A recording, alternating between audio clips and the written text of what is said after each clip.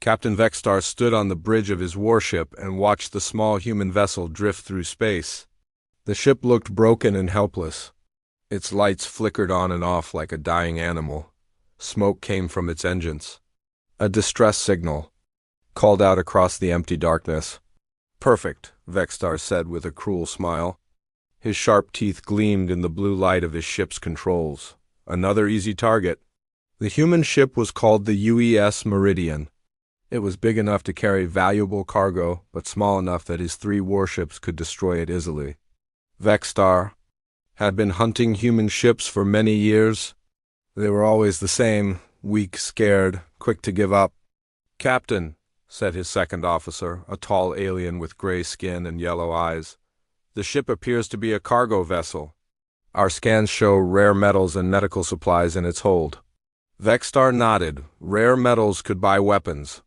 Medical supplies could be sold to colonies that needed them badly. This raid would make his crew rich and his reputation even more fearsome. The Zephyrian Empire had been at war with many species across the galaxy.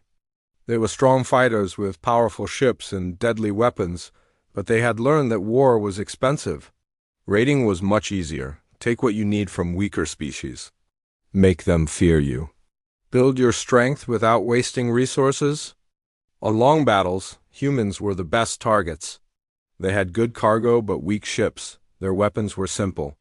Their crews always surrendered quickly when faced with real fighters.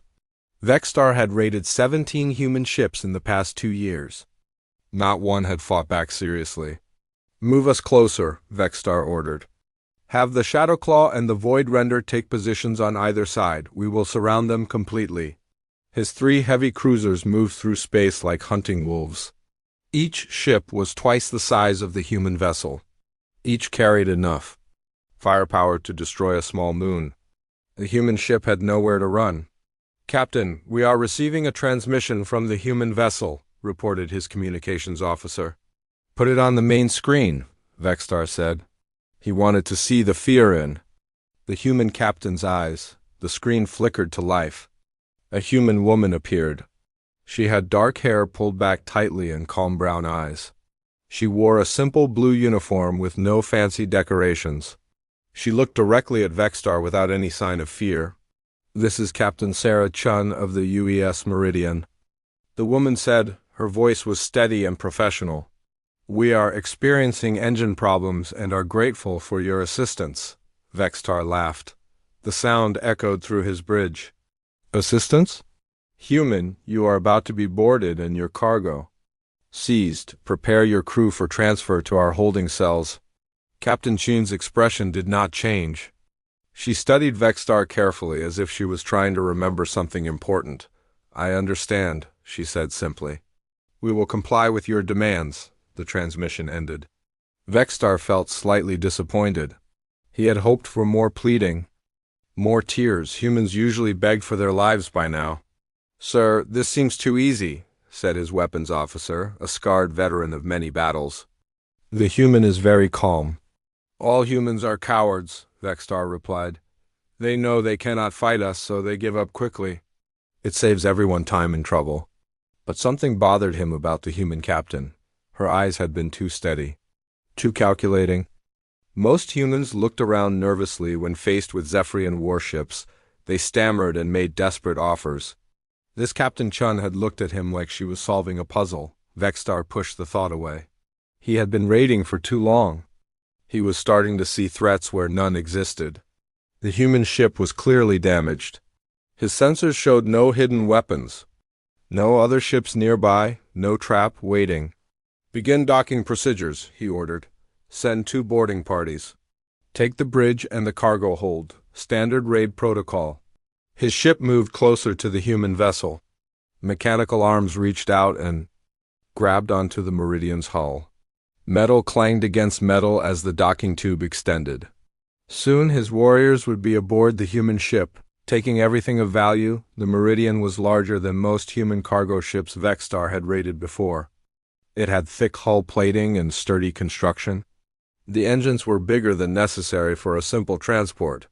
But humans were known for building things too heavily. They wasted materials on unnecessary strength. Through the viewports, Vexstar could see human crew members moving around inside their ship. They seemed to be following orders to gather in the cargo hold.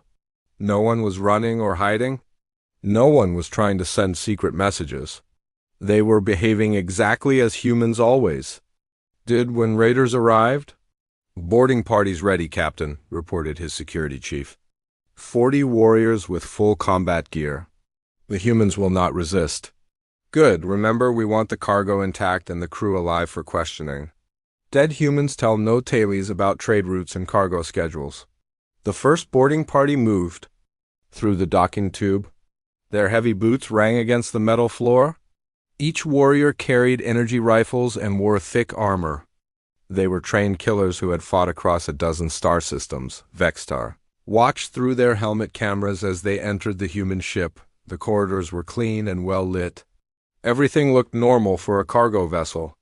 The humans they encountered raised their hands and moved aside without resistance. "Bridge secured," came the report from his team leader. "Human captain and crew are cooperating fully. No signs of weapons or defensive systems." "Cargo hold secured," reported the second team. "Large quantities of rare earth metals and medical supplies, just as our scans indicated. The humans are gathering as ordered." Vexstar smiled. Another perfect raid. In 1 hour, his ships would be loaded with valuable cargo, and the human crew would be in his holding cells. He would question them about other human ships and trade routes. Information was almost as valuable as the cargo itself. But Captain Chen's calm face stayed in his mind. Something about her expression nagged at him. She had looked at him too carefully, too professionally. Not like a merchant captain facing raiders, but like a soldier studying an enemy. "Sir," his scanning officer called out, "I am detecting some unusual readings from the human ship's reactor." "What kind of readings?" Vexstar asked. "The power output seems high for a cargo vessel. Much higher than our database shows for this class of ship." Vexstar frowned. "Are they trying to overload their reactor? Some humans prefer to die rather than be captured?" "No, sir, the reactor is stable. It is just running at levels that seem unnecessary for a transport ship. Probably damaged," Vexstar decided. Human engineering is crude. Their systems often malfunction. But the nagging feeling grew stronger. High reactor output. Calm captain. Sturdy construction. Each detail by itself meant nothing. Together, they formed a pattern that made Vexstar uncomfortable. He activated his communicator. "Boarding team, conduct a detailed scan of the human ship's systems. Look for anything unusual." "Yes, sir." "Should we begin transferring the cargo?" "Wait, complete your scan first." Vexstar paced his bridge. Around him, his crew monitored their instruments and watched the human ship. Everything appeared normal. His 3 warships surrounded the helpless cargo vessel. His boarding parties controlled its key areas. The humans were cooperating completely. So why did he feel like he was missing something important? On his screen, he watched the boarding party move through the Meridian's corridors. The ship's layout was standard for a cargo vessel. The crew quarters were simple and functional. The cargo holds were filled with exactly what their scans had detected, but Captain Chen's eyes bothered him.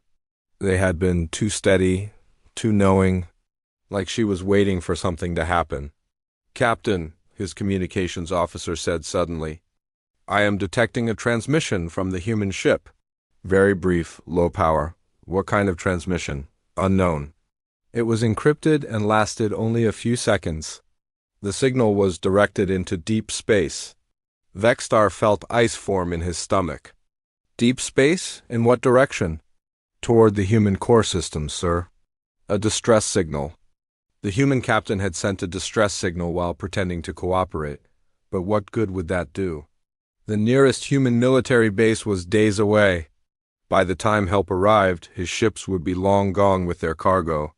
Unless the signal was not calling for help, unless it was telling someone that the trap had been sprung, Vexstar rushed to his sensor station. "Scan the area again. Full power. Look for any ships hiding nearby." "Sir, we have already scanned multiple times. There are no other vessels in." This system. Scan again. Look for ships using stealth technology or hiding behind asteroids. The sensor operator worked frantically at his controls. Waves of energy swept out from the Zephyrian ships, searching every corner of the star system. The results were the same: empty space. No hidden ships waiting to attack. But Vexstar could not shake the feeling that he had walked into a trap. Captain Chen had been too calm. Her ship's reactor was too powerful. The brief transmission felt like a signal, not a cry for help. "Boarding teams, report status immediately," he ordered. "All secure, Captain." The humans remain cooperative. "We have found no weapons or defensive systems. Complete your scan and prepare to withdraw." "Something is wrong here, sir?" His second officer looked confused. "The raid is proceeding perfectly. Why are you concerned?" Vexstar could not explain it. Everything looked normal. Every scan showed the same results.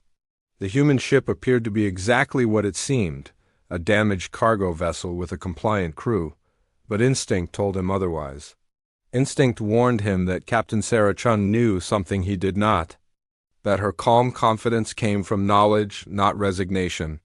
In the depths of space, far beyond the range of Zephyrian sensors, something stirred. Massive shapes moved through the darkness, their engines silent but their weapons ready. The brief transmission from the Meridian had been received and understood. The trap was complete. Now the hunters would learn what it felt like to become the hunted. The boarding party leader, Commander Kralanex, stepped through the airlock onto the human ship. His heavy boots made loud sounds on the metal floor. Behind him, 20 Zephyrian warriors followed with their weapons ready. They expected to find scared humans hiding in corners. Instead, they found Captain Sarah Chun waiting for them in the main corridor. She stood straight and calm with her hands at her sides. Her brown eyes watched the alien soldiers without fear. 3 other humans stood behind her, all wearing the same blue uniforms. "Welcome aboard the Meridian," Captain Chun said in a clear voice. "I am Captain Chun. These are my officers. We are ready to comply with your demands." Commander Kralanex had boarded many human ships before. The humans always acted the same way. They cried. They begged. They fell to their knees and promised to give the raiders anything they wanted. Some tried to hide. Others tried to run, but these humans were different. They stood like soldiers waiting for orders. Their faces showed no panic, no tears. "Captain." Chun looked directly at him as if she was studying his weapons and armor, like she was learning things about his forces. "Where is your crew?" Kralanex demanded. His voice came out rough and threatening through his helmet speaker. "Gathering in cargo hold 2 as requested," Captain Chun replied. "All 26 crew. Members are accounted for? No one is armed? No one will resist your boarding. This was wrong. Humans always ask questions. They wanted to know why they were being raided. They begged for mercy or tried to make deals. These humans acted like they had been expecting this raid." Kralanex pointed his rifle at Captain Chun. "Move to the cargo hold. Keep your hands where I can see them. Any sudden movements and you will be shot." "Understood," Captain Chun said. She turned and walked down the corridor at a steady pace. Her officers followed behind her. None of them looked scared as they walked through the ship. Kralanex studied everything around him. The corridors were wider than most cargo ships needed. The walls looked thicker and stronger. Emergency panels were placed every few meters. Everything was clean and well maintained. "This ship is built strangely," one of his soldiers whispered over the radio. "Too much armor plating for a cargo vessel." Kralanex had noticed the same thing. Human cargo ships were usually built as cheaply as possible. Thin walls, simple systems, basic life support. But the Meridian felt solid and strong. Like it was built to survive damage. They reached cargo hold 2. 22 other humans waited inside. They sat on metal crates and supply boxes. All of them were calm and quiet. No one was crying or shaking with fear. They looked at the Zephyrian soldiers with curiosity rather than terror. "Secure the area," Kralanex ordered his men. "Set up a perimeter. Watch for any tricks." The warriors spread out around the cargo hold. They kept their weapons pointed at the humans, but the humans just sat and waited patiently. Some of them were even talking quietly to each other, as if armed aliens raiding their ship was a normal thing. Captain Chun sat down on a large crate near the center of the group. She folded her hands in her lap and looked directly at Kralanex. "How long do you expect this to take, Commander?" "We have a schedule to keep." Kralanex stared at her. "A schedule?" Her ship had been captured by raiders and she was worried about staying on schedule. What kind of cargo captain acted like this? "You will stay here until my captain decides what to do with you," he growled. "Be grateful we have not killed you already." "Of course," Captain Chun said politely. "We appreciate your restraint." One of the younger humans, a man with red hair, started to say something. Captain Chun looked at him and shook her head slightly. The man closed his mouth and looked away. It was a small gesture, but Kralanex noticed it. That was military discipline. Officers giving silent orders to their subordinates. These were not merchant sailors. These people had training. Kralanex activated his communicator. "Captain Vextar, something is strange about this crew." "What do you mean?" came the reply from the Zephyrian warship. "They are too calm, too organized. They act like soldiers, not cargo handlers. Have you found any weapons? Any evidence of military equipment?" Kralanex looked around the cargo hold. Metal containers were stacked everywhere. Each one was labeled with contents and shipping information. Everything looked normal for a cargo ship. "No, sir, only trade goods and supplies."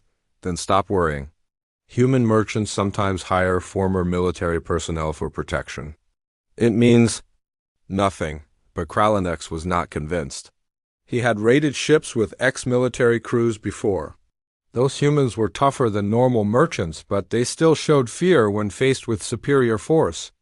These humans showed no fear at all. Captain Chun was watching him again. Her eyes followed his movements as he walked around the cargo hold. She was studying his equipment, his weapons, the number of soldiers he had brought, like she was gathering intelligence. "Captain," one of his soldiers called out, "I have found something strange." Kralanex walked over to where the soldier was examining a large metal container. The label said it contained medical scanners. But when the soldier had opened it, he found something else inside. "This equipment is not medical," the soldier reported quietly. "It looks like communication gear." "Very advanced communication gear." Kralanex looked at the equipment. It was definitely not a medical scanner. The components were too complex and too expensive.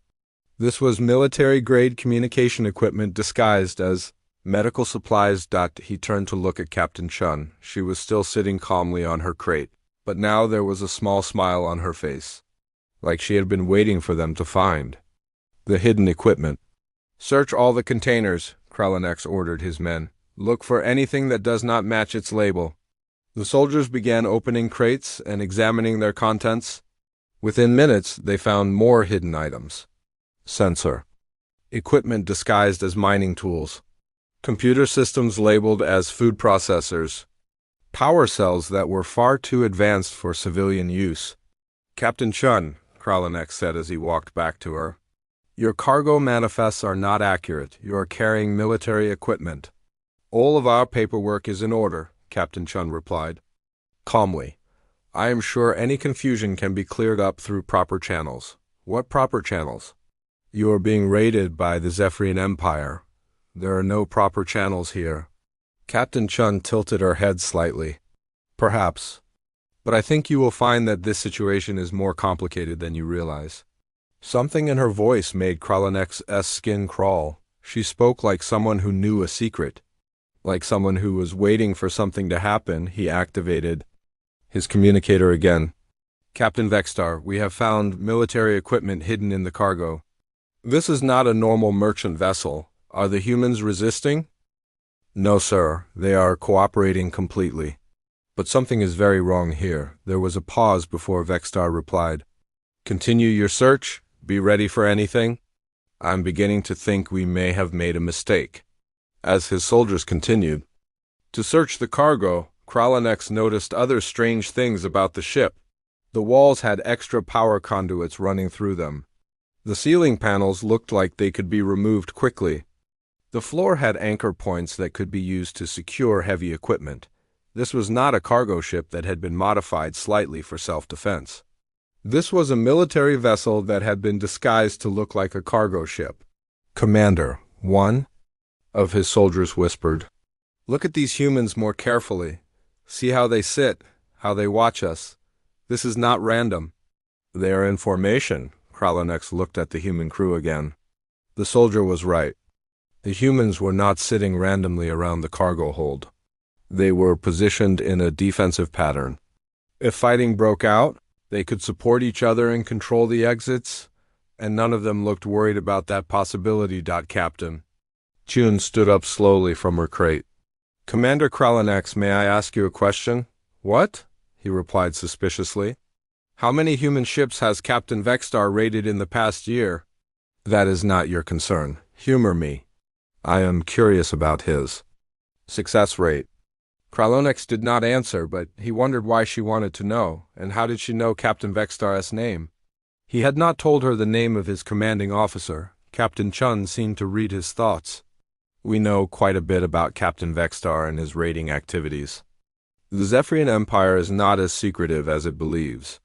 "You are lying, am I? Then let me tell you something else. Your ship, the Bloodfang, was built in the Kepler shipyards 15 years ago. It has been modified with additional armor and upgraded weapons. Your crew consists of 143 Zephyrians, mostly from the outer colonies. You have raided 17 human vessels in the past 2 years. Kralanex felt cold fear creep up his spine. Everything she had said was accurate. How could a cargo ship captain know such detailed information about Zephyrian military vessels? "The Shadowclaw and the Void Render are your escort ships," Captain Chun continued. "Combined, your 3 vessels carry enough firepower to destroy a small space station. You believe this makes you invincible against human cargo ships." She paused and looked directly into his eyes. "You are about to learn how wrong you are." Kralanex raised his weapon and pointed it at her chest. "Stop talking." "You know nothing?" "I know that you have 15 minutes, Captain Chun said calmly. "Maybe 20 if you are lucky." 15 minutes until what?" Captain Chun smiled. It was not a friendly smile. It was the smile of a predator who had lured prey into a trap. "Until you discover what happens when you attack a human starship that is not actually defenseless." On his communicator, Kralanex heard Captain Vexstar's voice. It sounded urgent and worried. "All boarding parties, return to your ships immediately. Our sensors are detecting something approaching, fast." Captain Chin's smile grew wider. "Actually, Commander, I think your time just ran out." In the distance, Kralanex could hear alarms beginning to sound on the Zephyrian ships.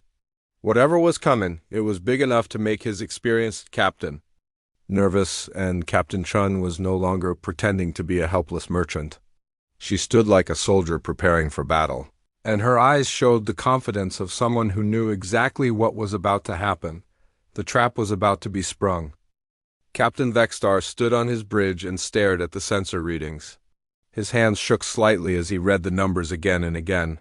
This could not be correct.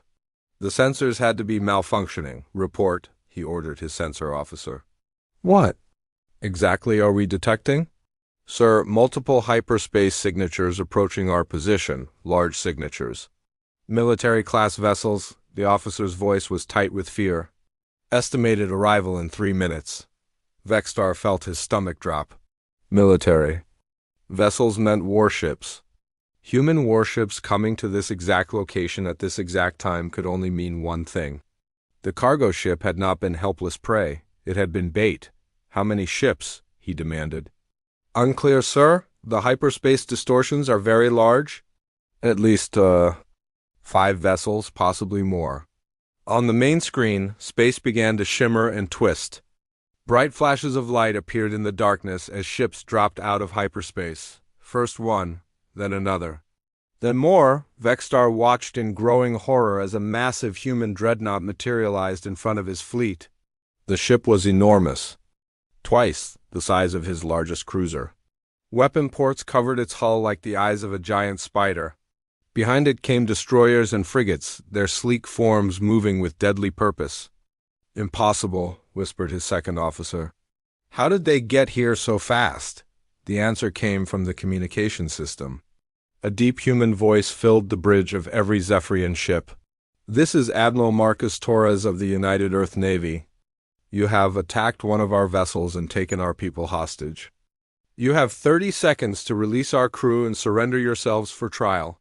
Vextar stared at the human fleet. The dreadnought alone carried more firepower than his 3 ships combined. The smaller vessels moved in perfect formation around it like a pack of hunting wolves. Every weapon was trained on the Zephyrian raiders. "Sir," his communications officer said urgently, "the human admiral is waiting for a response." Vextar's mind raced. How had the humans known to come here? How had they arrived so quickly? The nearest human military base was days away. Yet here was an entire battle fleet ready for war. The answer hit him like a physical blow. The cargo ship's brief transmission? It had not been a distress call asking for help. It had been a signal telling a waiting fleet that the trap was ready. "Captain," Commander Kralenex's voice came over the radio from inside the human ship. "We need immediate extraction. This is not a cargo vessel." "Repeat, this is not a cargo vessel." "I know," Vextar replied grimly. "We have been deceived." On the main screen, the human dreadnought moved closer. Its massive bulk blocked out the stars behind it. Gun turrets the size of buildings turned to face the Zephyrian ships. The message was clear: surrender or be destroyed. "Sir, what are your orders?" asked his weapons officer. Vextar looked at his 3 ships. The Bloodfang, Shadowclaw, and Voidrender were powerful vessels. They had won many battles against other raiders and even some military patrols. But against a human dreadnought and its escort fleet, they would be outgunned 10-1. "Open a channel to the human admiral," he ordered. The main screen changed to show a human male in a dark blue uniform. The man had gray hair and cold eyes that had seen many battles.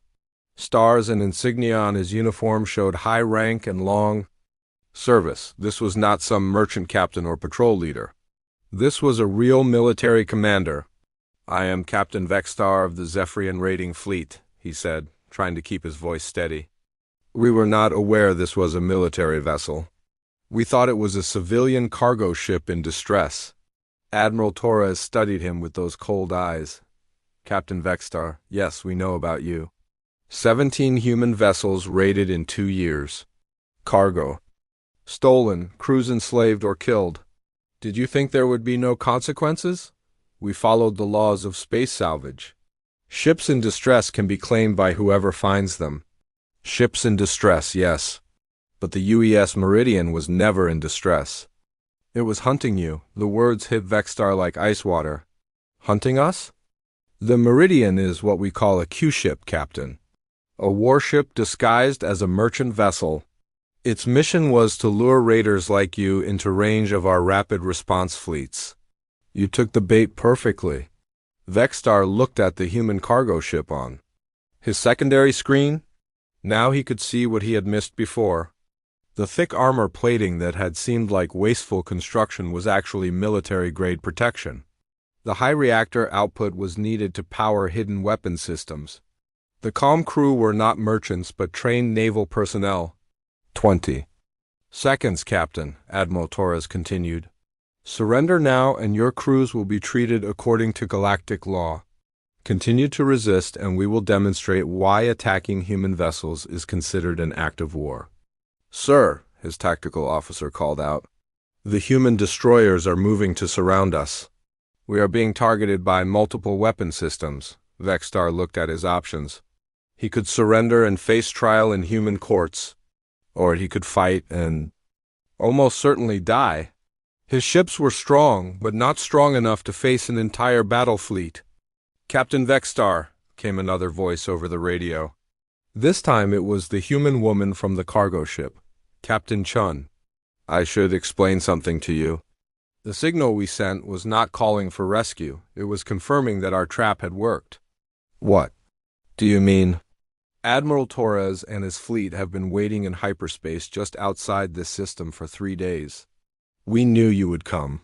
We knew when you would arrive. We even knew which route you would take to reach us. Vexstar felt sick. How? 'Cause you are predictable, Captain. You always attack the same types of ships. You always use the same tactics. You always choose the same hunting grounds. We have been studying you for months. On his screen, he could see Captain Chun standing in the cargo hold of her ship. But now the cargo containers around her were opening. Hidden weapon systems emerged from false panels. Armored bulkheads dropped down to protect vital areas. The ship was transforming from a harmless freighter into a fully armed warship. The Meridian carries enough firepower to destroy any one of your ships, Captain Chun continued. Combined with Admiral Torres's fleet, we have you completely outgunned. This was never a raid, Captain. This was an arrest. 10 seconds, Admiral Torres said. His voice was calm but final. Decide now, Vexstar looked around his bridge at his crew. These aliens had followed him through many successful raids. They trusted him to lead them to victory or at least to safety. Now he had led them into a trap that could destroy them all. Sir? His weapons officer asked. Your orders? The human fleet waited silently in space. Dozens of weapon systems were trained on the Zephyrian ships. One word from Admiral. Torres would turn Vexstar's raiders into burning wreckage, but Zephyrians were proud warriors. They did not surrender easily. And Vexstar still had 3 powerful warships under his command. All ships, prepare for combat, he ordered. We will not go quietly to human prison cells. Sir, that is suicide, his second officer protested. They outnumber us completely. Perhaps. But we are Zephyrian warriors. We do not bow to other species. Admiral Torres heard the order over the open communication channel. His expression did not change, but he nodded slightly to someone off-screen. So be it, the Admiral said. Fire at will. The space around the Zephyrian ships exploded into light and energy.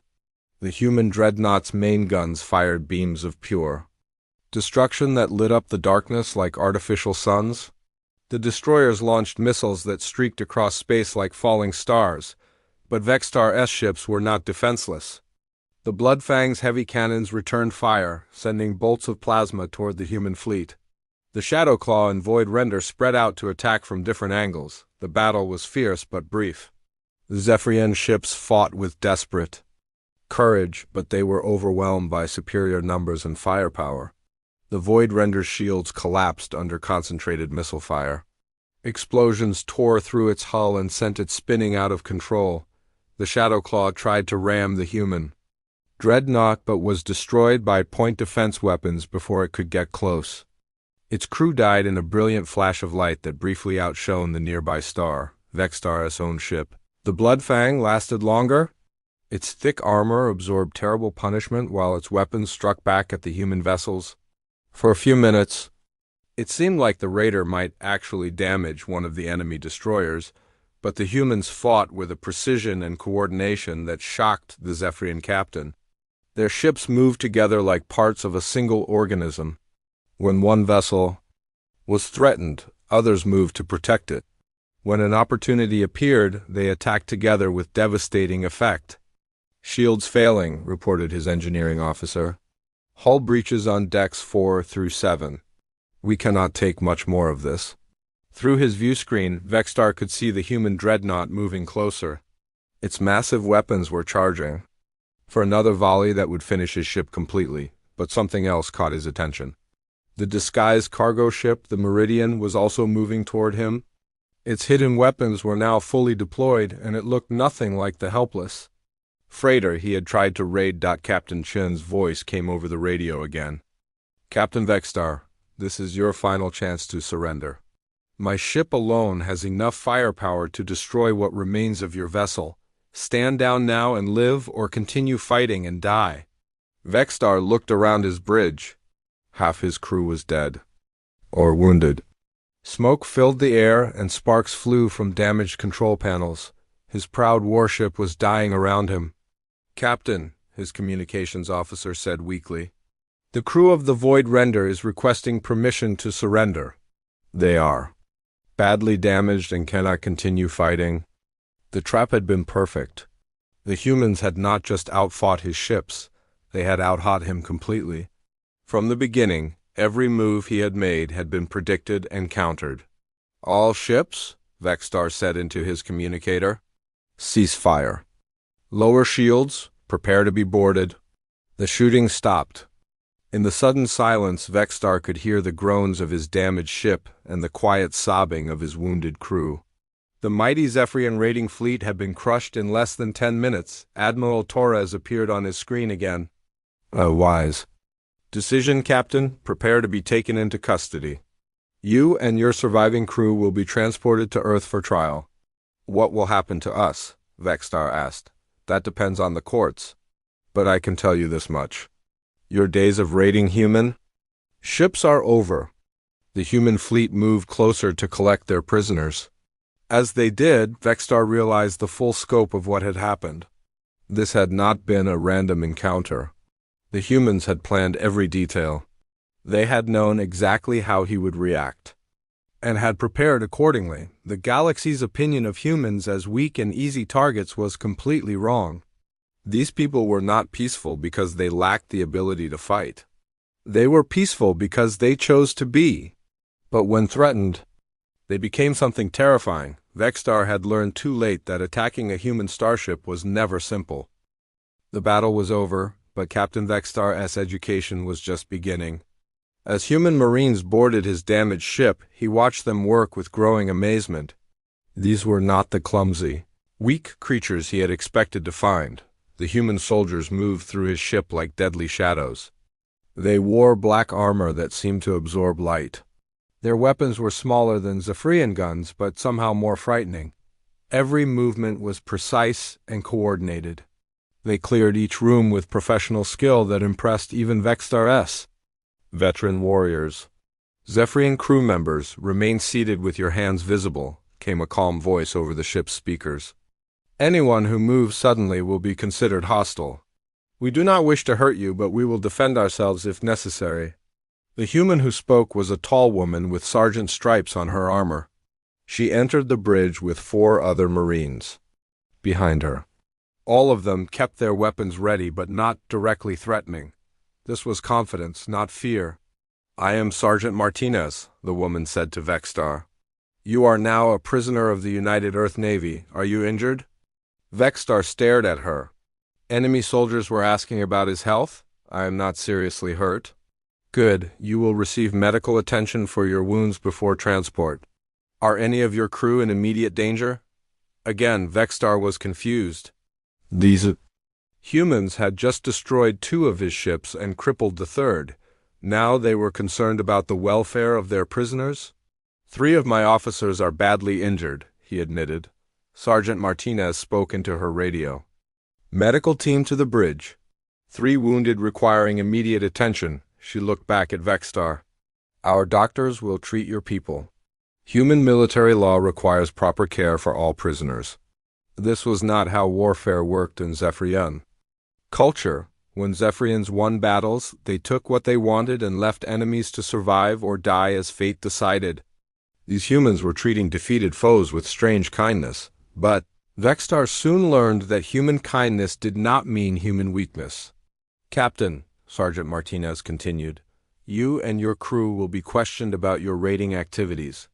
We need information about other Zephyrian operations in this sector. You can cooperate willingly, or we can use other methods to get what we need. What other methods? The sergeant's expression did not change, but something cold entered her eyes. We know about the slave markets on Kepler Station. We know about the weapons you sold to the Vrex pirates. We know about the colonies you have raided. We have been watching your people for a long time, Captain. The question is whether you want to help us shut down these operations peacefully, or whether we need to do it the hard way. Vexstar felt a chill run down his spine. How much did the humans know? And what did she mean by the hard way? His answer came when Admiral Torres contacted him from the dreadnought.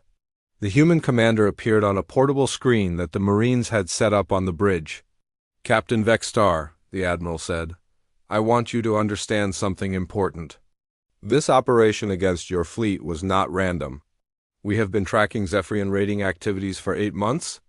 We know the locations of your bases. We know your supply routes. We know which officials in your government are taking bribes to look the other way." Vextar's mouth fell open. The humans had intelligence networks inside the Zephyrian Empire? How was that possible? "We also know about the other raiding fleets," Admiral Torres continued. "Captain Drakmor with his 5 ships operating near the Vega system. Captain Yulfin with her stealth cruisers hitting mining convoys. Captain Zexkal with his heavy assault fleet threatening the outer colonies. Each name hit Vextar like a physical blow. These were classified military secrets. Only high-ranking Zephyrian officers knew about those operations. Yet this human admiral spoke about them as if he was reading from an official report. "How?" Vextar whispered. "Because we are not the simple traitors you thought we were," Admiral Torres replied. "When humans decide to fight a war, we do not just shoot weapons at each other. We gather information. We study our enemies. We learn their weaknesses. We plan for every possibility." On another screen, Vextar could see human technicians boarding the wrecked Void Render. They were not looting the ship, they were studying it, taking apart weapons and computers, learning everything they could about Zephyrian technology. "Your ships are very impressive," Admiral Torres noted. "Good armor, powerful weapons, but they are built for direct combat. Human ships are built for many different kinds of warfare." To demonstrate his point, the Admiral ordered a display of human capabilities. The Meridian, still disguised as a cargo ship, suddenly vanished from all sensors. One moment it was there, the next it had disappeared completely. "Stealth technology," Admiral Torres explained. "We can make our ships invisible when we need to. Very useful for gathering intelligence or setting up ambush." The ship reappeared in a different location, much closer to the damaged Zephyrian vessels. It had moved without being detected by any of their remaining sensors. "We also use electronic warfare," the Admiral continued. "Watch your communication systems." Suddenly, all of Vextar's ship displays started showing false information. His sensors reported enemy ships that were not there. His weapons targeting systems locked onto empty space. His navigation computers showed him flying through solid planets. "Stop it," Vextar shouted. "You are making my ship blind." "Exactly," Admiral Torres said calmly. "We can take control of your systems whenever we want. We can make you see things that are not real. We can turn your own computers against you." The false displays stopped, but the demonstration had made its point. Human technology was far more advanced than anyone in the galaxy realized. They had capabilities that other species had never even imagined. "But technology is not our greatest weapon," Admiral Torres continued. "Our greatest weapon is how we think about warfare." To show what he meant, the Admiral had his fleet perform a series of maneuvers that left Vextar speechless. The ships moved in patterns that seemed impossible. They appeared to be in one place, then suddenly attacked from a completely different direction. They coordinated their movements so perfectly that they seemed to share a single mind. "Other species fight the way their ancestors fought," Admiral Torres explained. "They follow traditional tactics. They use the same strategies that worked. For their grandfathers, humans adapt. We change our methods based on what each situation requires." Vextar watched the human ships continue their demonstration. Some of them split apart into smaller vessels, then rejoined into larger formations. Others used their engines to create false sensor readings that confused enemy tracking systems. The dreadnought itself seemed to be in 3 different places at once. "This is not possible," Vextar muttered. "Ships cannot move like that." "Human ships can," Sergeant Martinez said from beside him, "because we design them to be flexible. We train our crews to think creatively. We do not limit ourselves to old ideas about how space combat should work." The demonstration continued for 20 minutes. By the end, Vextar realized that his understanding of warfare was completely wrong. He had thought that the side with bigger ships and more powerful weapons would always win. The humans had shown him that intelligence, creativity, and superior technology could overcome raw force. But the most disturbing revelation was still to come. "Captain," Admiral Torres said, "I want you to understand why we went to all this trouble to capture you alive. We could have destroyed your ships from long range. We could have used stealth attacks to eliminate your fleet without warning. We chose not to do those things." "Why?" Vexstar asked. "Because we are not conquerors.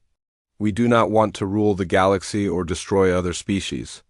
We want to live in peace and trade with our neighbors. But when someone threatens our people, we respond with overwhelming force." The Admiral's expression became very serious. "You and your raiders have killed hundreds of human civilians. You have destroyed billions of credits worth of cargo. You have enslaved innocent people and sold them like animals. This cannot continue." Vexstar felt fear growing in his stomach. "What do you plan to do?" "We are going to end Zephyrian raiding operations permanently. Not through invasion or conquest, but through demonstration. When word of this battle spreads, other raiders will think twice before attacking human ships. One battle will not stop the entire Zephyrian fleet." Admiral Torres smiled, but it was not a pleasant expression. "This is not just one battle, Captain. While we were capturing you, 3 other human fleets were conducting similar operations against your fellow raiders." Captain Drakmer surrendered. "After we destroyed 4 of his 5 ships, Captain Yulfin tried to run, but our stealth ships were waiting for her. Captain Zexkal put up a good fight, but his heavy assault fleet was no match for our new kinetic bombardment weapons." Vexstar felt the blood drain from his face. "All of them?" "All of them. In one coordinated operation, we have eliminated the 4 largest Zephyrian raiding fleets. Your bases have been identified and are being monitored. Your supply ships have been captured. Your government officials who were taking bribes have been exposed." The full scope of the human operation hit Vexstar like a hammer. This had not been a simple ambush. It had been a carefully planned campaign to destroy Zephyrian raiding operations across multiple star systems. The humans had struck everywhere at once, using superior intelligence and coordination to eliminate threats before they could respond. "How long have you been planning this?" he asked weakly. 18 months, Admiral Torres replied. "From the moment you raided your first human convoy, we began preparing our response. We studied your tactics. We tracked your movements. We identified your weaknesses. We waited until we could strike at all of you simultaneously." Vexstar sank into his command chair. The Zephyrian Empire had thought it was dealing with weak human merchants. Instead, they had been facing a military force that was far more sophisticated and dangerous than anything in the known galaxy. "What happens now?" he asked. "Now you learn what it means to face humanity when we are truly angry," Admiral Torres said. "Your raiding days are over, Captain, all of them." The human fleet began moving toward the edge of the system, carrying their prisoners toward an uncertain future. Behind them, the wreckage of Zephyrian ships drifted in space as a warning to anyone else who might mistake human mercy for human weakness. The galaxy was about to learn that attacking humans was the worst mistake any species could make. 3 days later, Captain Vexstar sat in a holding cell aboard the human dreadnought UES Retribution. The cell was clean and comfortable, with a soft bed and adequate food. The humans had kept their promise to treat prisoners well. But Vexstar's mind was not on his comfort. He was thinking about everything he had learned. A guard came to his cell. "Captain Vexstar, Admiral Torres wants to speak with you." Vexstar followed the guard through the quarters of the human ship. He had expected a warship to be dark and threatening, full of weapons and armor. Instead, the Retribution felt more like a floating city. The corridors were wide and well lit. Crew members moved with purpose but without fear. Some of them even nodded politely as he passed. The Admiral's office was simple but impressive. Charts of star systems covered the walls. A large window showed the stars moving past as the ship traveled through space. Admiral Torres sat behind a metal desk, reading reports on a computer screen. Sit down, Captain, the Admiral said without looking up. We need to talk. Vextar took the chair across from the desk. He waited while Admiral Torres finished reading. Finally, the human looked at him with those cold, intelligent eyes. Your government has been in contact with us, Admiral Torres said. The Zephyrian Council wants to negotiate for your release and the return of your surviving crew members. What do they offer? Complete cessation of raiding activities in human space. Compensation for damages caused by previous raids. Formal. Recognition of human shipping routes as protected areas. Vextar was surprised. The Zephyrian Council never backed down from other species. They were proud warriors who preferred to fight rather than negotiate. They agreed to these terms? They had little choice. When word reached your homeworld about what happened to your 4 raiding fleets, it caused quite a stir. Your military. Leaders suddenly realized they might have misjudged human capabilities. Admiral Torres activated a wall screen that showed images from across the galaxy. News reports in a dozen different languages were discussing the destruction of the Zephyrian raiders. Some called it an impressive military victory. Others wondered what other surprises humanity might be hiding. The story is spreading quickly. Admiral Torres continued. Other species are asking questions they never asked before. If humans can destroy 4 raiding fleets in one coordinated operation, what else can they do? If human cargo ships can be disguised warships, how do you tell? The difference between a merchant and a soldier? Vextar watched the news reports with growing unease. He could see fear in the eyes of alien commentators as they discussed human military capabilities. The galaxy's perception of humanity was changing rapidly. You wanted to be underestimated, Vextar said.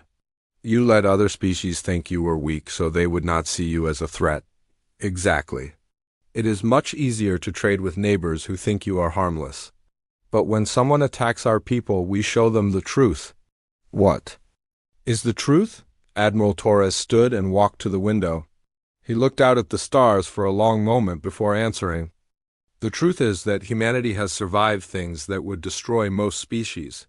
We have lived through ice ages and plagues. We have fought wars that killed millions. We have faced extinction and refused to die. The Admiral turned back to face Vextar. We learned long ago that the universe is a dangerous place, so we prepared for danger. Every human ship, even the smallest cargo vessel, is part of a larger defense network. Every human colony has hidden weapons and trained fighters. Every human system has rapid response fleets ready to move at a moment's notice. But you act like peaceful traders. Because we prefer peace, war is expensive and destructive. Trade benefits everyone. But when someone forces us to fight, we fight to win completely and permanently. Admiral Torres returned to his desk and pulled up another file on his computer. Let me show you something interesting, Captain.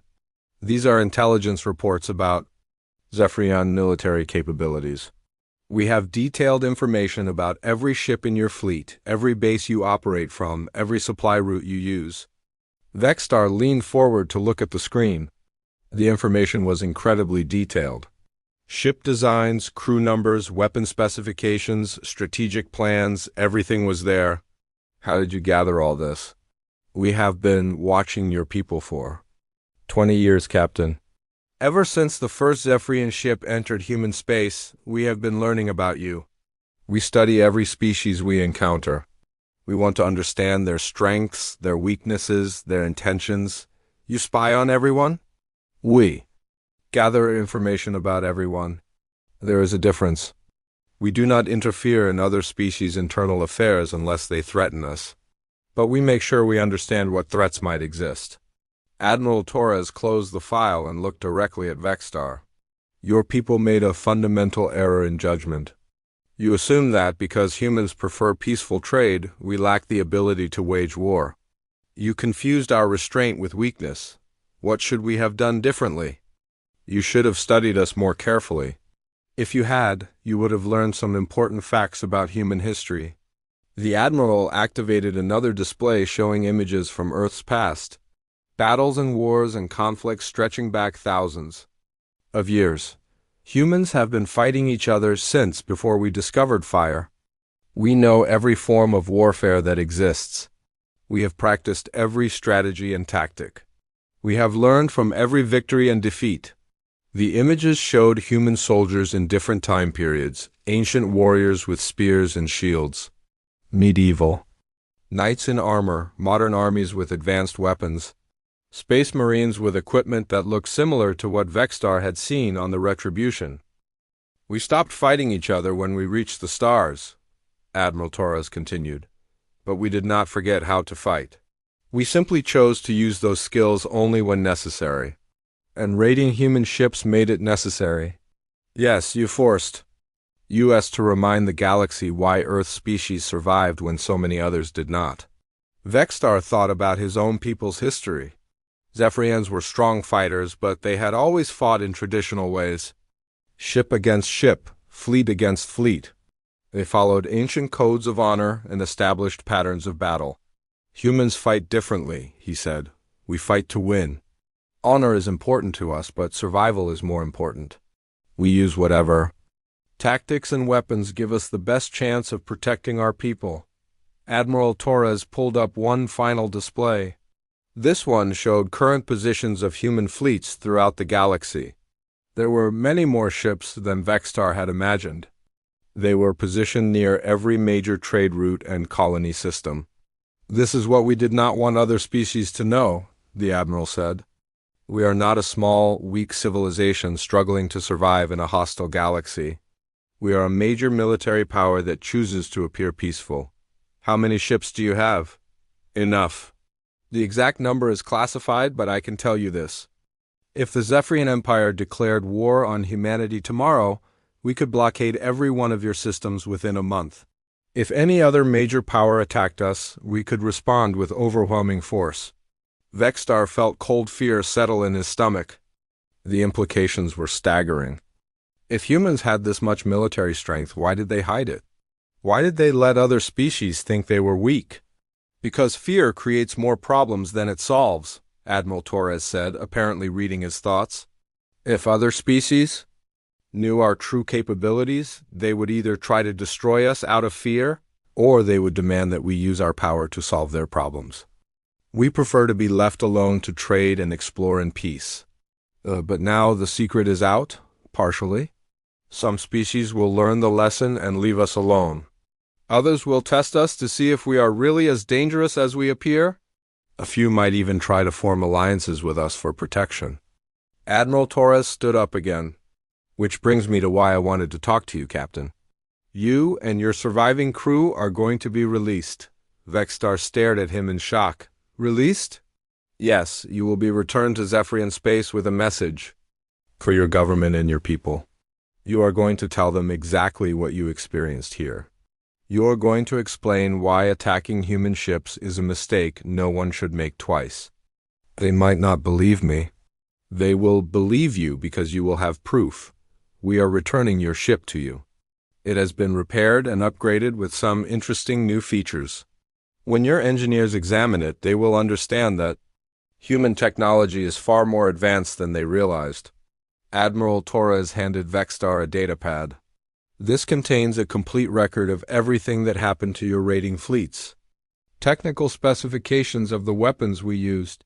Tactical analysis of the battles. Evidence of our intelligence-gathering capabilities. Your military leaders will find it very educational.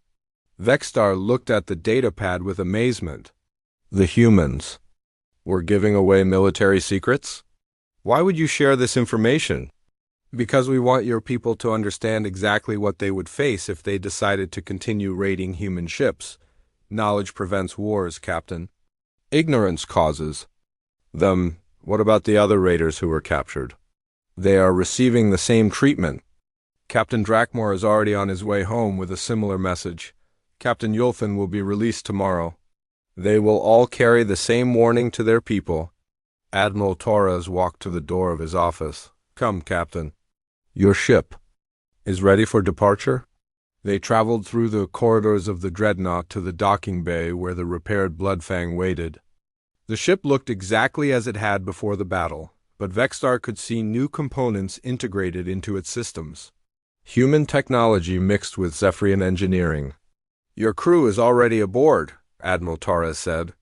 They have been treated well and are ready to return home, but remember, Captain, this is not mercy, this is a message. What message? Admiral Torres looked directly into Vextar's eyes with an expression that was both calm and absolutely terrifying. Tell your people that humans value peace above almost everything else. We will go to great lengths to avoid unnecessary conflict. We prefer to solve problems through negotiation and trade. The Admiral paused and his voice became harder. But also tell them that if anyone forces us to fight, we fight with everything we have. We do not show mercy to enemies who threaten innocent people. We do not stop until the threat is completely eliminated. Vextar nodded slowly. He understood the message perfectly. One more thing, Admiral Torres added. Tell them that this demonstration was us being gentle. If anyone attacks human civilians again, they will discover what happens when we decide to be serious about warfare. An hour later, the Bloodfang undocked from the human dreadnought and began its journey home. Vextar sat in his command chair and watched the human fleet fade into the distance. Around him, his crew worked quietly at their stations. Everyone was thinking about what they had experienced. Captain, his communications officer said, what do we tell the Council when we reach home? Vextar thought about everything Admiral Torres had shown him. The advanced technology, the sophisticated intelligence networks, the coordinated multi-system operations, the calm professionalism of soldiers who treated enemies with respect but fought with ruthless efficiency. We tell them the truth, said finally. We tell them that we made a terrible mistake. We attacked a species that could have destroyed us completely but chose not to. We are alive because humans wanted to send a message, not because we were strong enough to survive their anger. Will they believe us? Vextar looked at the datapad containing proof of human capabilities. He thought about his repaired ship. With its new technology, he remembered the fear in the eyes of news commentators across the galaxy as word of the human victory spread. They will believe us, he said. And they will make sure that no Zephyrian ever attacks a human ship again? As the Bloodfang jumped to hyperspace, carrying its message of warning to the Zephyrian Empire, other ships were doing the same across the galaxy. The word was spreading quickly.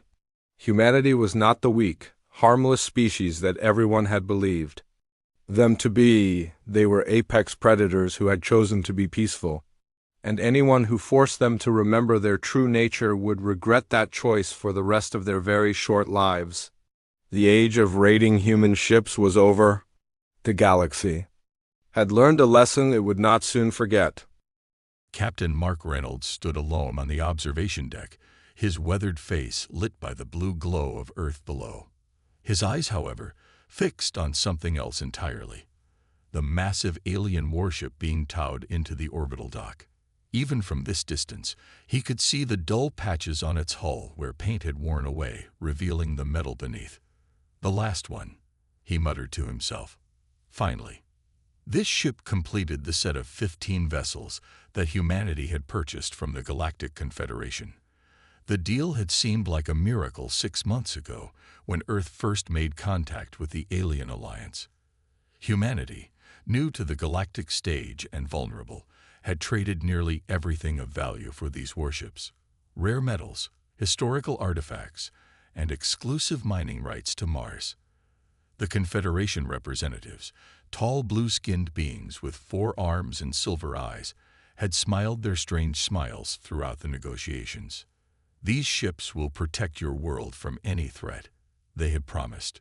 Slightly used, but fully battle-ready. The observation deck door slid open with a hiss.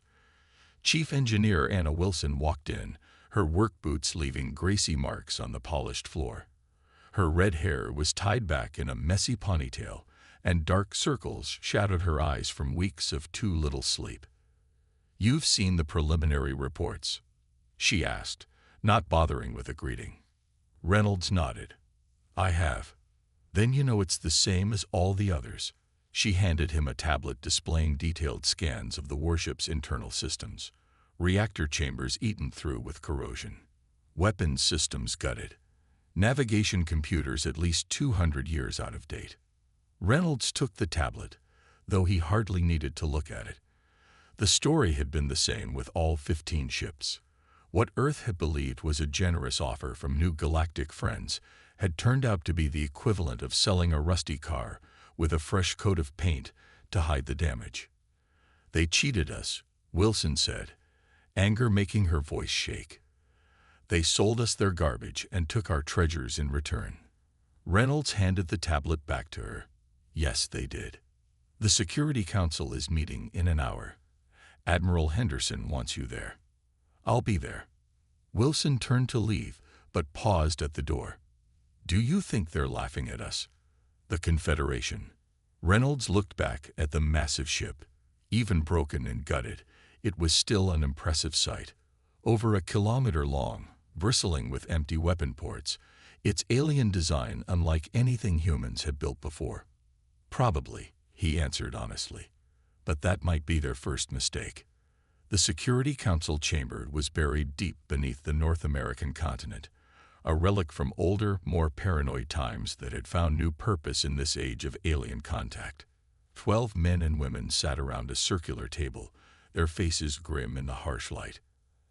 Admiral Thomas Henderson stood at the head of the table, his tall frame straight despite his 70 years, his uniform crisp and perfect. On the wall behind him, screens displayed images of all 15 purchased warships, each one hanging in orbit like a monument to humanity's naivety. "The Confederation representatives left orbit this morning," Henderson announced. "They've taken their payment and gone, leaving us with 15 ships that are little more than floating scrap." A balding man in an expensive suit pounded his fist on the table. "We should demand our resources back. This is fraud on a global scale." Henderson's expression remained calm. "With what leverage, Secretary Pierce?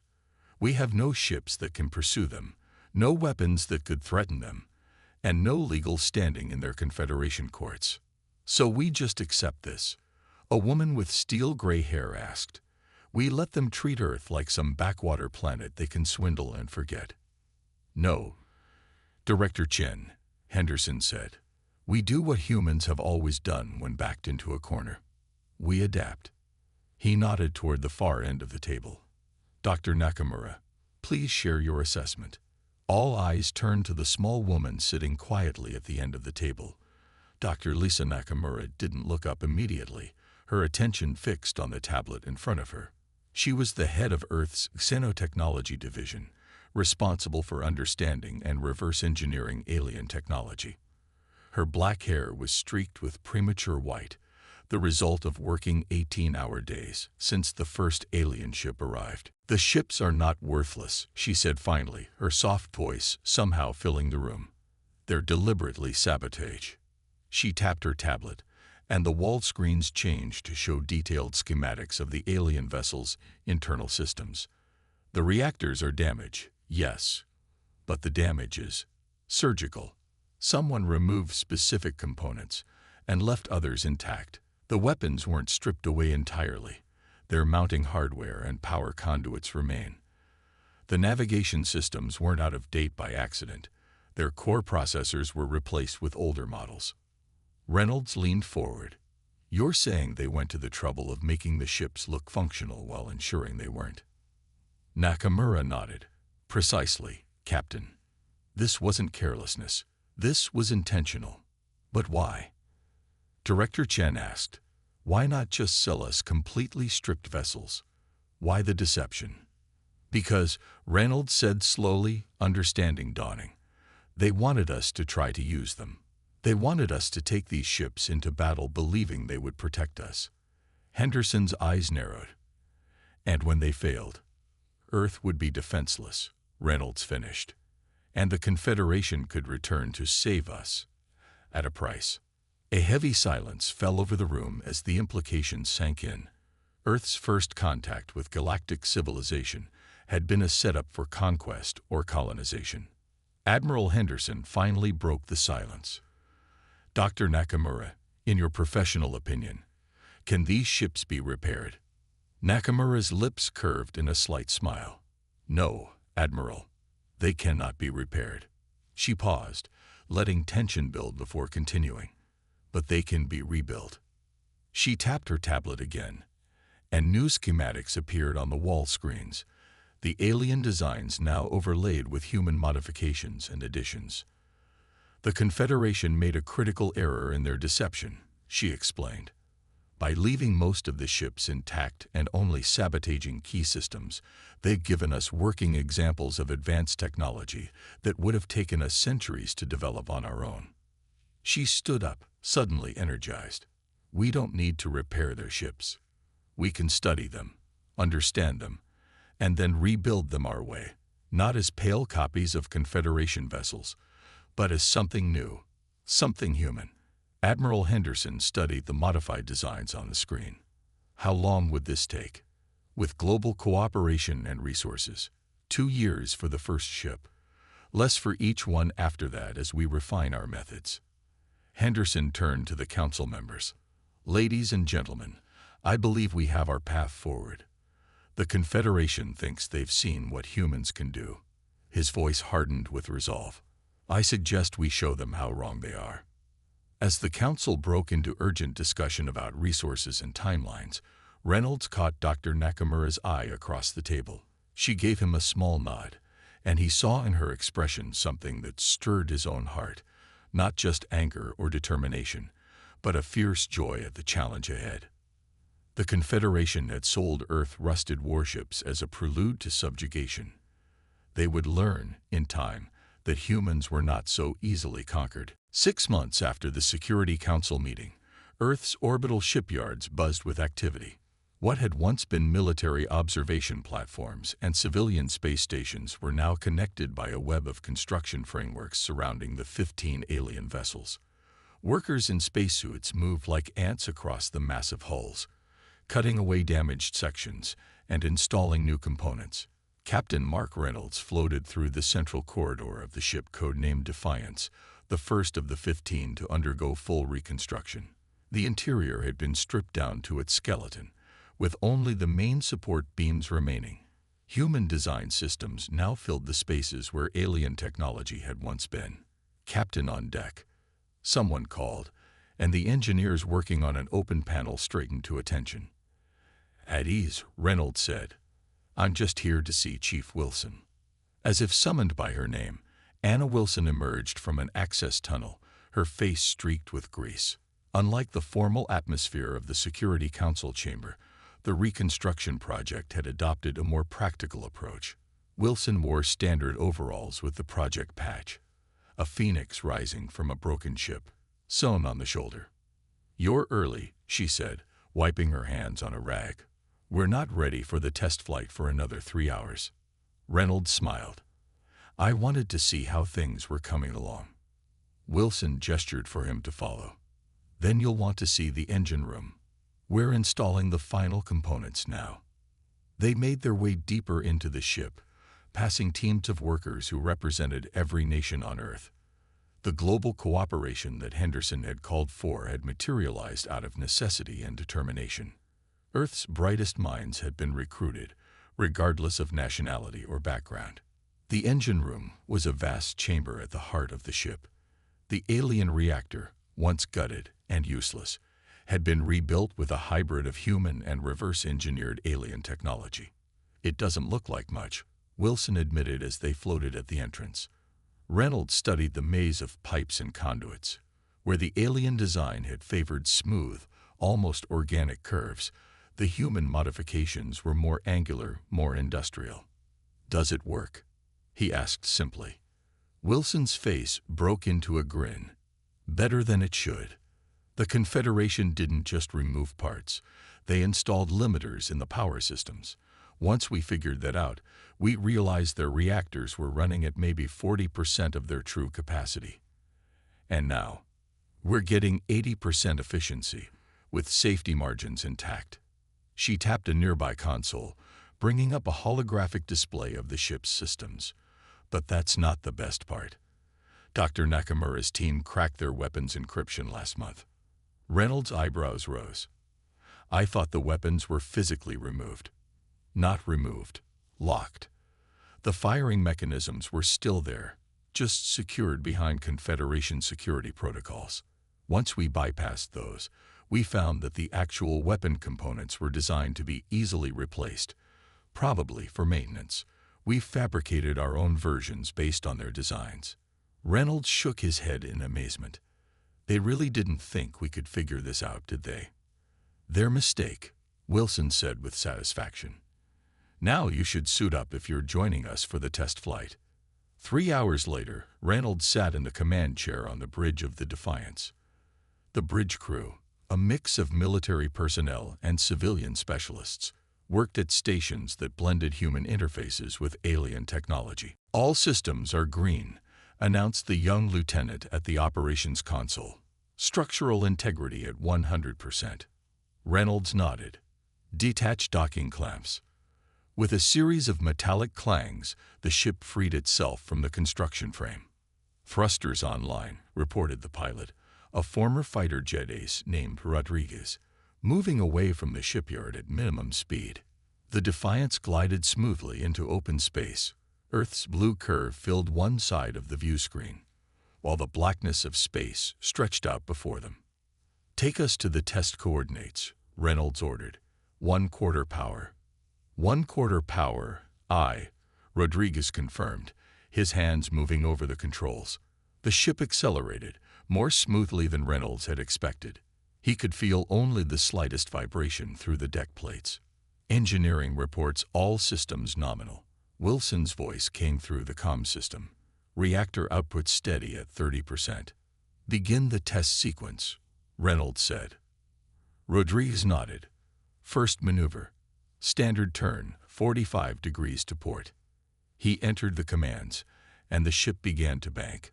What should have been a gentle curve suddenly became much sharper as the Defiance executed the turn at nearly twice the expected speed. Reynolds gripped the arms of his chair as inertial dampeners struggled to compensate. What just happened? He demanded when the ship stabilized. Rodriguez looked up, his expression showing both confusion and delight. She responded much faster than the simulations predicted, sir. It's like she's eager.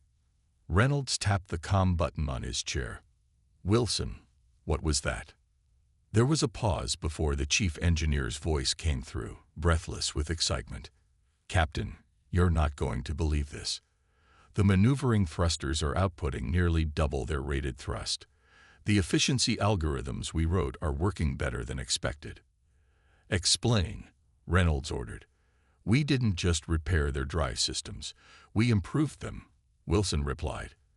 The Confederation's control software was deliberately capped. We removed those limiters and rewrote the code from scratch, based on first principles rather than their assumptions. Reynolds leaned back in his chair, taking in this information. Continue the test sequence, he said finally. Let's see what else she can do. Over the next 3 hours, the Defiance performed maneuvers that should have been impossible according to the original Confederation specifications. The ship accelerated faster, turned sharper, and operated more efficiently than anyone had dared hope. When they finally returned to the shipyard, Admiral Henderson was waiting in the docking bay, his face unreadable. Report, Captain, he said as Reynolds stepped off the ship. Sir, the Defiance exceeded all performance benchmarks by an average of 87%. Reynolds reported formally, then allowed himself a small smile. She's not just fixed, sir. She's better. Henderson nodded, his stern expression finally relaxing. Dr. Nakamura said you'd want to see this. He handed Reynolds a tablet. On the screen was a long-range sensor reading. A Confederation diplomatic vessel was approaching the solar system. They're coming back, Henderson said. ETA 3 weeks. Apparently, they want to check on our progress with their generous gift. Reynolds looked up at the Defiance, its once dull hull now gleaming with fresh plating. The Earth Alliance insignia proudly displayed where Confederation markings had once been. Perfect timing, he said. I think we're ready to show them what human ingenuity can do. Around them, workers were already applying the lessons learned from the Defiance to the next ship in line. Where there had once been 15 rusted warships, a new fleet was taking shape, a fleet built by human hands, powered by human determination. The Confederation was coming to check on their investment, expecting to find a struggling primitive species. They would find something else entirely. The Confederation diplomatic vessel Enlightened Discourse hung in Earth orbit like a gleaming silver needle. At over 2 kilometers long, it dwarfed even the largest human space stations. Its hull bore no visible weapons, but the Earth Defense Network detected powerful energy signatures beneath its smooth surface. In the orbital conference facility hastily constructed for this meeting, Ambassador Kell of the Confederation sat across from Admiral Henderson and Captain Reynolds.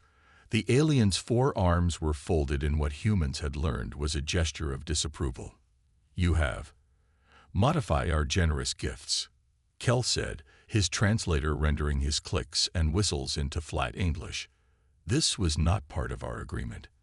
Henderson kept his face neutral. "The agreement stated that Earth would receive functional warships. What we received were deliberately sabotaged vessels. A misunderstanding." Kell waved one long-fingered hand dismissively. "Perhaps there were some maintenance issues we overlooked." "Maintenance issues?" Reynolds couldn't keep the edge from his voice. "The reactors were corroded, the weapons systems locked, and the navigation computers centuries out of date." Kell's silver eyes narrowed. "Nevertheless, we are concerned about the modifications you have made. Our sensors indicate you have significantly altered the power output of these vessels. Such changes could be dangerous for a species new to interstellar technology." "We appreciate your concern," Henderson said, his tone making it clear he believed nothing of the sort. "But Earth is quite capable of—" The meeting was interrupted as a young lieutenant burst into the room. "Sir, multiple unknown vessels have appeared at the edge of the solar system." Henderson was on his feet instantly. "How many?" 27, sir. They're not responding to hails, and they don't match any Confederation design in our database." Ambassador Kell had gone perfectly still, his blue skin paling to a sickly gray. "The others," he whispered, a sound of genuine fear that the translator couldn't disguise. "They have found you." On the bridge of the Defiance, now officially designated as Earth Fleet's flagship, Reynolds studied the tactical display. The unknown vessels had entered the solar system and were advancing steadily toward Earth. Their ships were unlike anything in the Confederation records, organic-looking constructs that seemed to pulse with internal energy. "What do we know about them?" Reynolds asked Dr. Nakamura, who had joined the bridge crew for this crisis. "Very little," she admitted. Ambassador Kell provided some basic information, but he seems genuinely terrified. "They call themselves the Void Collective, a species or possibly a group of species from beyond Confederation space. Hostile. Extremely. According to Kell, they've destroyed dozens of Confederation outposts over the last century. No negotiations, no prisoners." Reynolds nodded grimly. "And now they've found Earth." The comm system activated. "This is Ambassador Kell." The alien's voice was strained. "Captain Reynolds, I am departing immediately for Confederation space to request emergency assistance. I strongly advise you to evacuate your leadership to your underground facilities." Reynolds exchanged a look with Nakamura. "The nearest Confederation battle fleet. 3 weeks away at their fastest speed," she answered. Reynolds tapped the comm button. "Ambassador, we appreciate the offer, but Earth will stand its ground." There was a pause. "With what?" Kell asked, genuine confusion in his voice. "Those rust buckets we sold you. Even fully functional Confederation vessels would struggle against the others." Reynolds allowed himself a small smile. "Those rust buckets you sold us. We've made some adjustments." He cut the communication and turned to his bridge crew. "Battle stations. Alert the rest of the Phoenix fleet to form up around Earth." Across the solar system, 15 ships, once broken and abandoned, moved into defensive positions. Each had been rebuilt, reimagined by human engineers and scientists who had taken alien technology and made it their own. The battle began 3 hours later as the Void Collective entered weapons range. Their ships moved in perfect coordination, spreading out to surround Earth. "They're not even bothering to communicate," muttered Lieutenant Rodriguez from the helm. "They didn't come to talk," Reynolds replied. "All ships engage according to Plan Delta." The Phoenix fleet split into 3 battle groups, executing a maneuver that confused even the perfectly coordinated collective. The Earth ships moved faster and responded more quickly than the collective had anticipated, based on their knowledge of Confederation vessels. The first shots came from the collective, beams of green energy that sliced through space toward the Defiance. Reynolds braced for impact, but the ship's newly designed shields, a hybrid of Confederation technology and Earth innovations, held. "Shields at 80%, reported the tactical officer. "Minimal damage to outer hull plating." "Return fire," Reynolds ordered. "All weapons." The Defiance unleashed its arsenal, where Confederation ships fired precise, carefully controlled energy beams. The rebuilt Earth vessel fired a chaotic mixture of adapted alien weapons and human-designed missiles. The unpredictable pattern caught the nearest collective ship off guard. Its shields flared and failed under the assault. Across the solar system, similar scenes played out as Earth's fleet engaged the invaders. The Confederation diplomatic vessel hovered at the edge of the battle, its sensors recording everything. Inside the Defiance, Wilson's voice came over the intercom from engineering. "Captain, we're learning their patterns. Their ships communicate on quantum frequencies similar to the locked systems we found in our ships." Reynolds glanced at Nakamura, who was already working at a science station. "Can we disrupt it?" "Better," she replied, her fingers flying over the controls. "We can insert our own commands." For 3 days, the battle raged throughout the solar system. Earth lost 2 ships to the superior numbers of the collective, but the human vessels fought with a creativity and adaptability that their enemies couldn't match. When the Defiance took a direct hit that should have vaporized it, the ship's hull, redesigned based on studies of the original Confederation materials, absorbed much of the energy and redirected it back into the weapon systems. On the 3rd day, something unprecedented happened. The 7 remaining collective ships, after losing 20 of their number, broke formation and retreated beyond the solar system. On the bridge of the Defiance, battered but still functional, the crew stared at the tactical display in stunned silence. "They're running away," Rodriguez finally asked. "Confirmed," said the tactical officer. "They've entered faster than light speed. They're gone." As the reality of victory sank in, cheers erupted across the ship. Reynolds allowed himself to lean back in his command chair, exhaustion finally catching up with him after 3 days of continuous battle. The comm system activated, and Ambassador Kell's face appeared on the main screen. The alien looked shell-shocked, his silver eyes wide. "How?" he asked simply. "How did you survive? The others have never retreated before." "Not once in recorded history." Reynolds met the alien's gaze steadily. "Those ships you sold us," he said, "the ones you deliberately sabotaged before selling them to us." "Yes." Reynolds smiled tiredly. "We noticed." On the screen, Ambassador Kell lowered all 4 of his arms in what humans now recognized as a gesture of profound respect. 2 weeks after the battle, Captain Reynolds stepped off his shuttle onto the polished floor of the Confederation Council Station. The massive space structure orbited a neutral star at the center of Confederation territory. Its central chamber could hold thousands of representatives from hundreds of species. Today, it held just 1 human delegation. Reynolds, Admiral Henderson, Dr. Nakamura, and Chief Engineer Wilson walked together, surrounded by a Confederation honor guard. The alien's ceremonial armor gleamed under the soft blue lights of the corridor.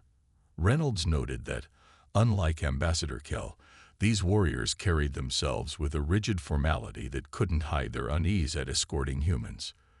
"They're afraid of us," Wilson whispered, noticing the same thing. "No," Henderson corrected quietly. "They're curious. There's a difference." The doors to the council chamber slid open, revealing a vast amphitheater filled with alien delegates. Species of all descriptions filled the tiered seating, some with multiple limbs, others with none, some breathing air, others immersed in special tanks of liquid. Despite their differences, all fell silent as the humans entered. At the center of the chamber stood a raised platform, where the Confederation High Chancellor waited. The tall, crystalline being's body refracted light in hypnotic patterns. Representatives of Earth, the Chancellor's voice was translated directly into their minds. You have been invited to address the emergency session of the Confederation Council. Henderson stepped forward. High Chancellor, Council members, we thank you for this invitation. The Chancellor's crystalline form pulsed with light. Your fleet survived direct engagement with the others. No other species has managed this feat. The Council wishes to understand how this was possible. Henderson gestured to his team. With your permission, my associates will explain. Dr. Nakamura approached the center of the platform, activating a holographic display. Images of the battle appeared, showing Earth ships performing maneuvers that made many Council members murmur in surprise. Using the vessels sold to us by the Confederation, she began, we were able to develop hybrid systems that combined our approach to warfare with your technology. Impossible, called out a reptilian delegate from the front row. Those ships were non-functional. A tense silence fell over the chamber. Reynolds stepped forward. Before we continue this discussion, he said calmly, I think we should address why the Confederation sold us defective warships in the first place. The Council chamber erupted in a cacophony of translated voices. The Chancellor raised 4 glowing appendages, and silence returned. Captain Reynolds, the mental voice had a new edge to it. This is not the topic of discussion. With respect, Henderson interrupted. It is exactly the topic. Earth wishes to understand the Confederation's true intentions before we proceed with any alliance discussions. The Chancellor's crystalline body dimmed slightly. After a moment that seemed to stretch forever, the alien spoke. The truth may not be what you wish to hear. We'll take that chance, Reynolds said. The Chancellor's form pulsed once more. For 5,000 years, the Confederation has followed the same protocol with emerging species. We provide them with gifts of technology, specifically disabled warships. Those who accept the gifts and do nothing with the broken vessels become client states, providing resources and labor. And those who try to use the broken ships? Wilson asked, though she already suspected the answer. They typically attempt military action once they discover the deception. The Chancellor replied. Their primitive attempts to repair advanced technology usually result in catastrophic failures. The Confederation then offers protection in exchange for complete submission. A test, Nakamura said quietly. You were testing us. Yes, the Chancellor acknowledged. But none have done what you did. None have improved upon our technology. None have defeated the others. The admission hung in the air. Reynolds looked around the chamber, seeing the mixture of discomfort and newfound respect on alien faces. And now, Henderson asked, what does the Confederation want from Earth now? Alliance, the Chancellor stated simply. True alliance. The others have been destroying our outlying worlds for centuries. Our conventional tactics have failed to stop them. Reynolds glanced at Dr. Nakamura, who had been studying her datapad throughout this exchange. She looked up and gave him a small nod. Before we discuss alliance terms, Reynolds said, Dr. Nakamura has something to share. Nakamura stepped forward again, changing the holographic display to show a detailed analysis of the Void Collective's attack patterns. Your defensive strategy against the others is fundamentally flawed, she said, her voice calm but firm. You've been fighting them the wrong way for centuries. The Council chamber erupted again, but this time the Chancellor didn't silence the outrage. Instead, the crystalline being leaned forward, examining Nakamura's data with intense interest.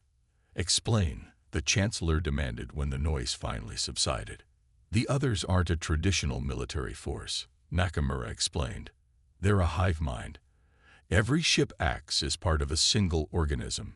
Your standardized fleet responses are predictable to them because they can process the entire battlefield as one entity. She highlighted specific battle moments from Earth's defense. We defeated them because we were unpredictable. Each of our ships had different modifications, different weapons configurations, different tactical approaches. We didn't follow standard patterns because we didn't know them. Wilson stepped forward. We also discovered that their quantum communication system has vulnerabilities. We were able to disrupt their coordination by inserting conflicting commands. The Chancellor was silent for a long moment. Throughout the chamber, council members conferred in hushed tones. "If what you say is true," the Chancellor finally said, "it would explain much about our previous failures." Admiral Henderson nodded. "Earth is willing to join the fight against the Void Collective, but we have conditions." "Name them," the Chancellor replied. "Full technological exchange," Henderson began, "equal representation in the Confederation, and human leadership of the joint fleet operations against the others." The demands were bold, perhaps too bold. Reynolds watched as council members reacted with shock, outrage, and in some cases, thoughtful consideration. The Chancellor's crystalline form pulsed with rapidly changing colors. "These terms are unprecedented. So is defeating the others," Reynolds pointed out. After what seemed like an eternity, the Chancellor's form stabilized to a steady blue glow. "The Confederation accepts these terms, with modifications to be negotiated." The mental voice carried a note of what might have been respect. "Humanity has earned its place among the stars, not as subjects, but as equals." As formal applause rippled through the alien delegates, Reynolds exchanged glances with his team. What had begun with deception and rust had led to humanity's acceptance on the galactic stage. The real work was just beginning. 1 year after the Confederation Council meeting, a massive fleet gathered at the edge of known space. At its heart were Earth's original 15 ships, now commanding vessels from a dozen Confederation species.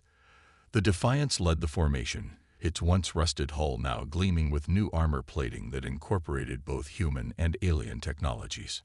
On the bridge, Fleet Admiral Reynolds, his promotion still feeling strange after years as a captain, studied the tactical display. Nearly 300 ships moved in seemingly chaotic patterns that actually followed a complex algorithm developed by Dr. Nakamura's team. No two ships followed the same course, making it impossible for the Void Collective to predict their movements. "Fleet status report," Reynolds ordered. Lieutenant Commander Rodriguez, now his executive officer, looked up from his console. "All ships report ready, Admiral. Confederation vessels have implemented our tactical modifications. The randomized communication protocols are active." Reynolds nodded. After months of preparation, the joint fleet was finally ready to take the fight to the Void Collective's home territory.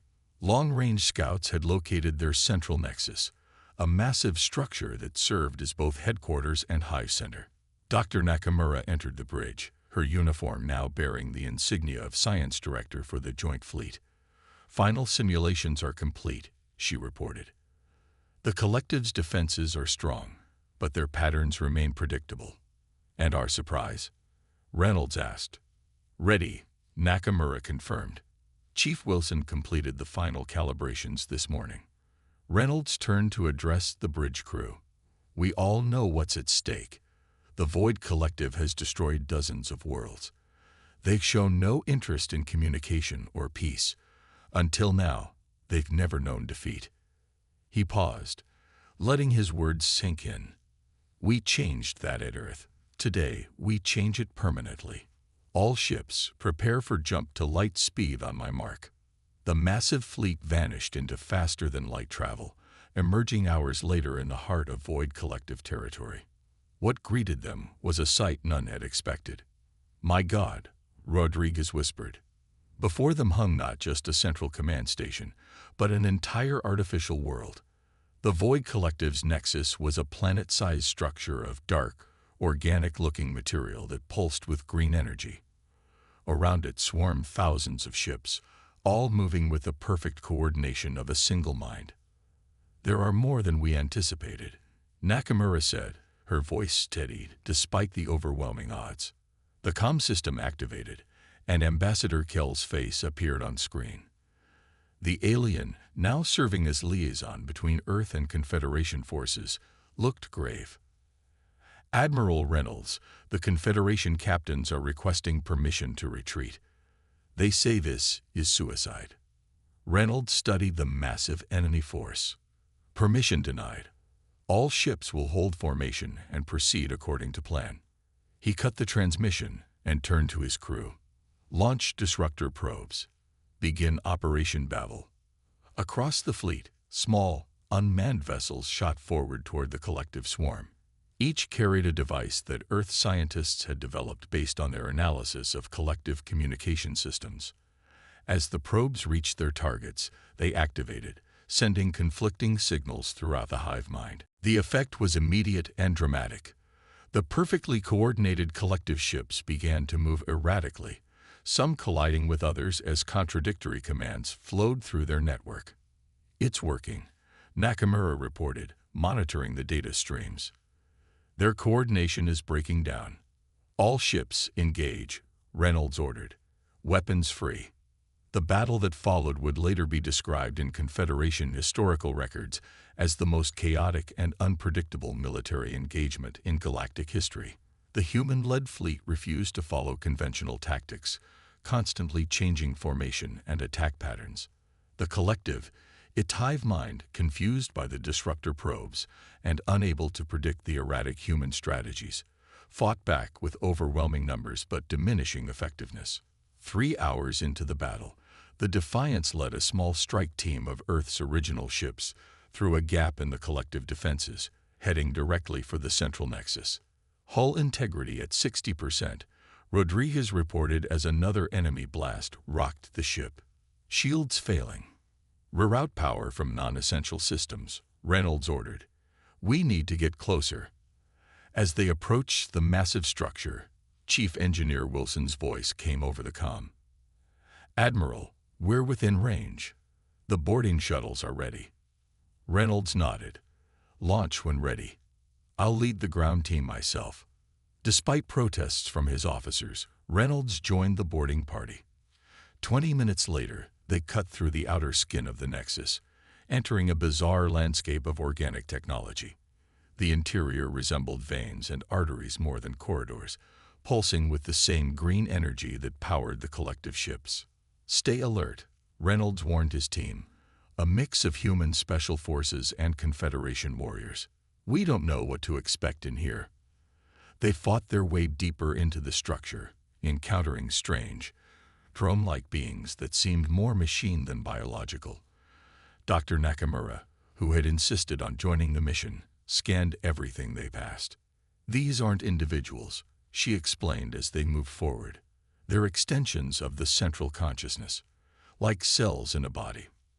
After what seemed like hours of fighting through the organic labyrinth, they reached what Nakamura's instruments identified as the core, a massive chamber filled with a glowing green substance that flowed like liquid but sparkled like a million tiny stars.